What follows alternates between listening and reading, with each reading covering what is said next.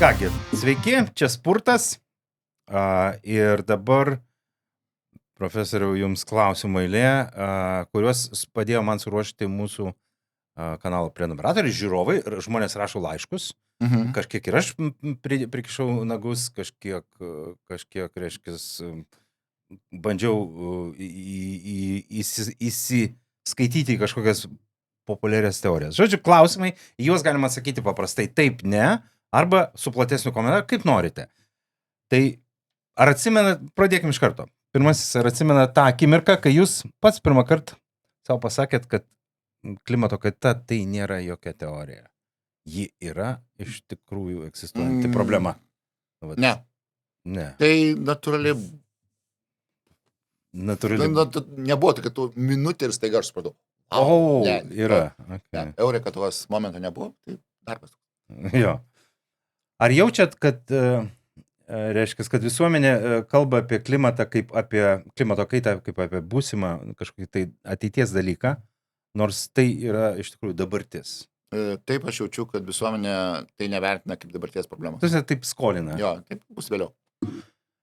2024 yra šilčiausi per visą matavimo istoriją metai. Ar žmonės supranta, ką reiškia šitas procesas, kaip galvojat?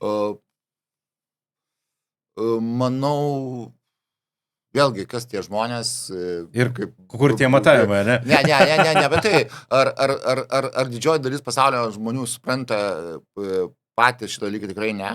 Tikrai ne, jeigu mes paimtume visus 8 milijardus su viršum, kiek mūsų dabar yra, tikrai ne. Bet, ką žinau, ar jeigu čia paklausti, ar tas rekordas kažkaip žmoniją sujaudino? Nemanau. Spurtas yra atskira dalis, tai pratęsimas mūsų ilgojo pokalbio ir tie žmonės, kurie paklausė nuoširdžiai ilgai pokalbį, reiškia, jau turi tą atsakymą, bet yra ne vienas, kuris žiūri iš naujo. Va toks klausimukas, jeigu 5 laipsniais šiltesnė Lietuva, čia ne akademiškai, o taip kasdieniškai, čia kame blogis? Pasaulis kitoks. Visai kitoks. Bet mes apie Lietuvą kalbam. Tai mes esam globalaus pasaulio, tarkim taip, plus 5 laipsniai, tai kažkur yra Paryžius. Tu nenorėtų gyventi Paryžiuje, aš suprantu. Taigi va, bet tai yra absoliučiai kitoks pasaulis, tai visai yra kitos gamtinės zonos, mūsų aplinka yra visai kitokia, pas mus gyvena nelietuviai. O kas? Tai čia yra, migracijos bus atvažiuoja, nes ten, kur gerai, jeigu pas mus yra plus ten 10, jeigu bus 15, tai mes išgyvensim, bet ten, kur yra plus ten vidutinė temperatūra 28 ir taps 33, ten bijau, kad gali būti per daug sudėtinga išgyventi, žmonės pajudės. Aš žinau, kad gyvens nelietuviai, bet nebus didžioji dauguma. Tai čia tinka sakyti, kad jeigu išskirti karščio bangos, sausros, liūtis, migracija. Ne, aš sakyčiau atvirkščiai, migracija, tiekimo grandinių trūkinėjimas dėl klimato kaitos, nes mes gyvenam absoliučiai globalizuotam pasaulyje. Taip. Po to eina poveikis žmogaus sveikatai per įvairius faktorius, tada poveikis gamtai. Gerai. Ar įmanoma, kad Lietuva patirtų tikrą vandens krizę? Ne, per artimiausią 100 tikrai ne. Vandens krizė tai geriamo vandens. Taip, ne. Taip. Gerai, o karščio bangos? Tai karščio bangų, bet tai nereiškia, kad iš krano nebėgs vanduo. Jo, neišdžius. Ne. Tuo labiau, kad bendrai turėtų kritulių kiekis didėti Lietuvoje, tai reiškia, tas, sakykime, požeminio vandens, o mes naudojamės viena iš tų rytų pasaulio valstybių, kuri praktiškai viskam, netgi pramoniniam procesams naudojam požeminį vandenį, tai neturėtų mums pritrūkti jo. Kas, kabutėsis, yra tie didieji drakonai Lietuvoje? Pramonė, transportas, kas? Transportas, žemės ūkis. Daugiausiai. Ne, jeigu paimti atskiras įmonės, tu gali ten mažiai. Ne įmonėm, bet bendrai. Bet transportas ir žemės ūkis. Tai žodžiu, bet transportas, jūs turite omeny asmeninis transportas, ar aplamai visas transportas? Tai aplamai visas transportas. Ne, durnas klausimas. Jo, čia aš nepasakysiu. Transportas, jo. Transportas, jo. Jo, gerai. O, tarkime,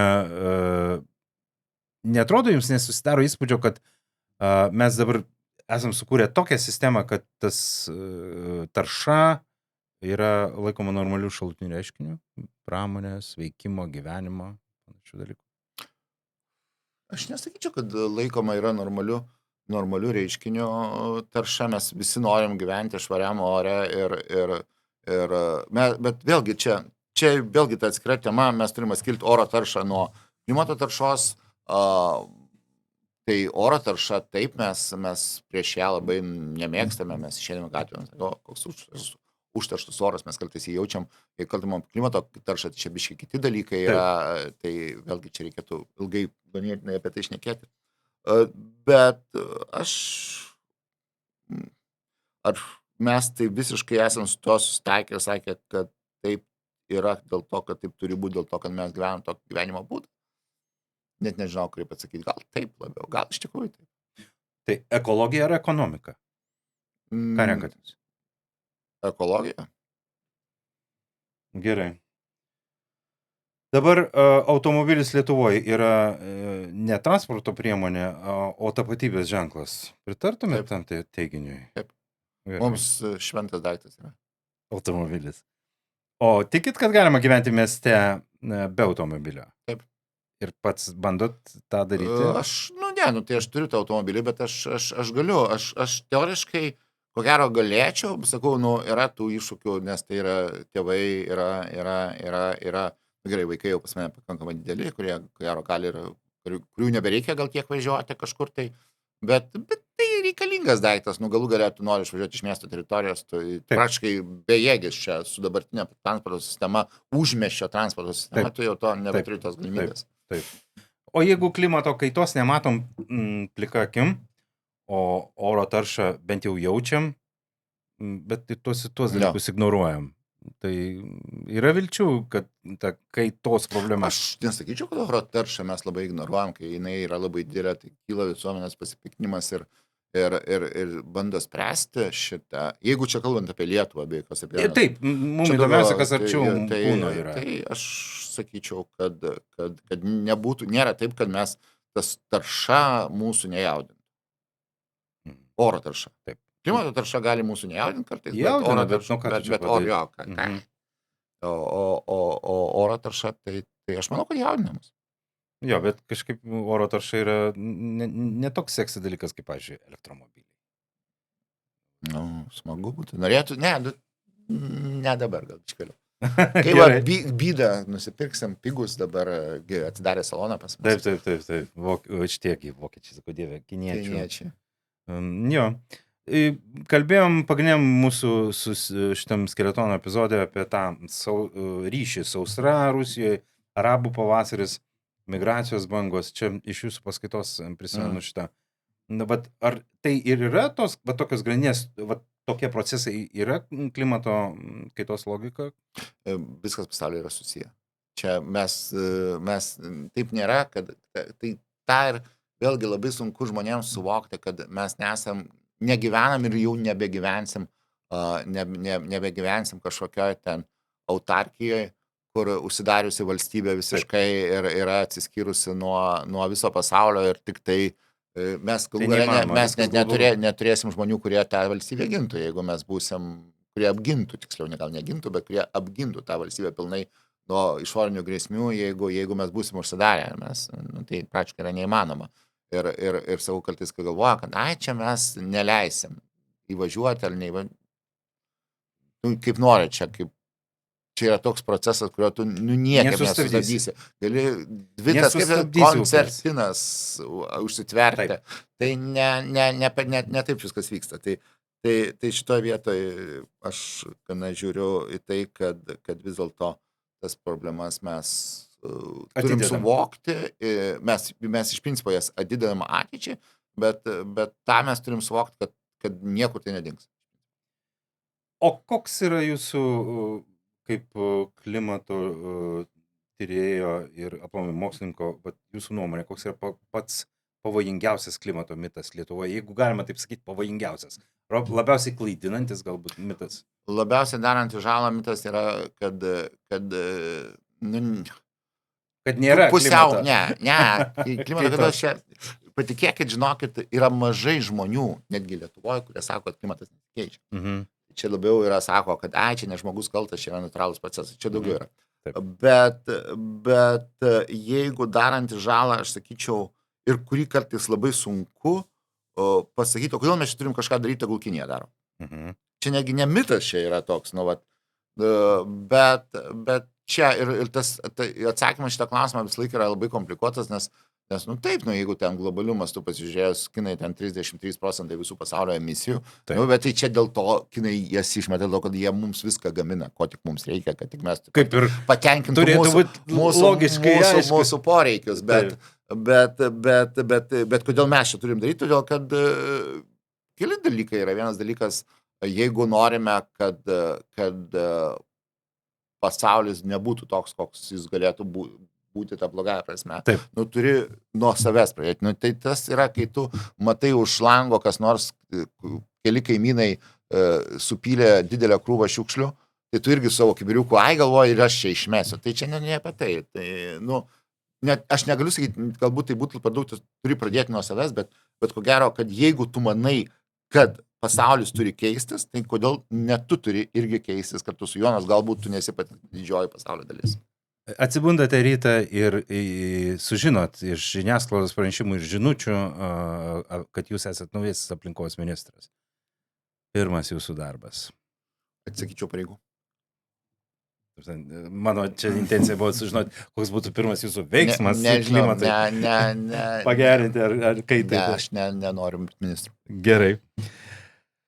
Tada dar toks klausimas. Ar yra dar pas jūs vilties, kad klimato kaita nebus pražūtinga? Tiek pražūtinga. Kad mūsų vaikai paveldės šią žemę. Tai čia dabar klausimas, kokią žemę?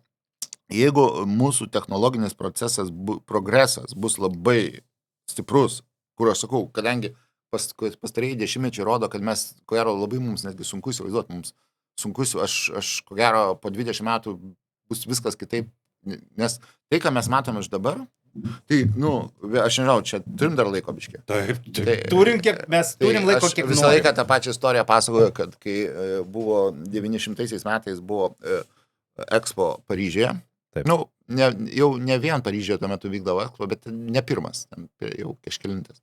Tai buvo pasaulio urbanistų susirinkimas, kuris sprendė 1900 metai, kur 20 amžius prasideda. Iššūkiai nauji, bet irgi taip, tokie simboliniai. Ir buvo klausimas urbanistus, kokiais didžiausiais iššūkiais susidurs miestai po 100 metų. Tai labai atsakymas buvo paprastas, kaip aprūpinsim arklius pašarų ir kur dėsim arklių mėšlą. Taip, nes jis sprendė pagal save. Jo, tai mes irgi dabar visą pasaulį matom iš šios dienos požiūrio taško. Pasaulis, kas man yra kartais smagu, kartais nelabai, bet jis nesiliauja mane stebinti ir aš manau, kad jis mūsų visus nustebins ir viskas vyksta su pagreičiu. Tai patikėkit, po 20 metų čia viskas bus kitaip. Ir neaišku, kaip, gal mes surasim technologinę priemonę, kaip pašalinti greitai ir neskausmingai CO2 iš aplinkos ir panašiai. Taip.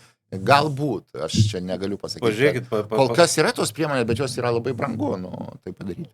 Galų gale, nieks negalėjo pagalvoti, kad ant stogo elektrinė atsiras prieš kokį 10 metų. Taip paprastai lengva. Kad taip paprastai. Aš apie tą. Taip, kad buvo, tai čia ir jo. O ar užtenka laiko savo tarp jūsų advokatavimo klimato naudai ir mokslinio? Oi, aš turiu labai daug laiko. Ką veikiat? Nieko. Skaitot? Dar skaitot knygas ne pagal nedarbui, o savo? Ką mėgstat, fantastiką? Iš kur žinot? Rašo vieši šaltiniai. Tai aš kažkada... Kažkur kažkam leptelėjo, tai reiškia. Ne, aš turiu, gal kas atsimena, toks buvo pasaulinės fantastikos aukso fondas. Taip. 495 ar 96 tomai, aš turiu visus. O! Tai šitą aš tikrai skaičiau, gal dabar ir mažiau, labai telefonas gadina gyvenimą. Vietoj to, kad tu vakarė atsigulęs į lovą, pasimtum knygą, kurių 3 stovi šalia mano lovos, ten, aš jau dabar greičiau pamirščiau pavadinimus, kaip jie vadinasi, tu vis tiek pasimė tą telefoną, tai biškai aukšin žemyn, gal šachmatai sulašė partiją, viskas mėgiai galvoju, kartais tą knygą paskaitai, bet ne taip dažnai, kaip norėtus. Mėgstat fantastinę literatūrą, o mėgstat fantastinį kiną? Taip. Ja, taip. Taip, žvaigždžių karai ar Star Trek? Ne, nei žvaigždžių karai, nei Star Trek man nėra. Aš Star Treko esu matęs tik fragmentus. Žvaigždžių karus esu matęs, bet man tokie labai jau dideli kosminiai tokie mūšiai ir panašiai aš greičiau. Philip K. Dick. Ten kontaktas su Jude Foster ar ten koks nors. Galų galia tas Interstellar visai galima žiūrėti, visai irgi mokslinė fantastika. Ne, tai ir yra mokslinė fantastika, viskas tvarko. Tai galbūt daugiau tokio biški ne apie kosminės batalijas. Gerai. Visos mūsų laidos, visi mūsų tie dalykai, jie lieka dabar jau amžiams, jau yra faktas. Mes tą žinom. Kas čia žino? Žinom, tikrai. Ištrins dirbtinis intelektas po kiek laiko. Mūsų su jumis neištrins. Mes jį gerbiam, jūs kreipėtės. Jūs, aš irgi, reiškia, jį pajungęs į gamybą klausimo. Tai, kokį nors žodį, citatą ateities kartoms, kai sakys, profesorius pasakė šitai ir cituos, kad tai pasakė jis, tai prašau. Aš nežinau, kad čia reikia kokią nors skambę gražią frazę, Taip. Kurią ne visi čia profesoriai, tai prašau. Aš net iš gal kokią kitų mąstytojų. Pasakykit kitų. Gerai, kad pasakėt, mano mylima frazė yra Makiavelio. Prieš įtardamas klastą įtarp nekompetenciją. Amen, aleliuja. Ačiū Egidijau, buvo labai malonu. O Dieve, ne?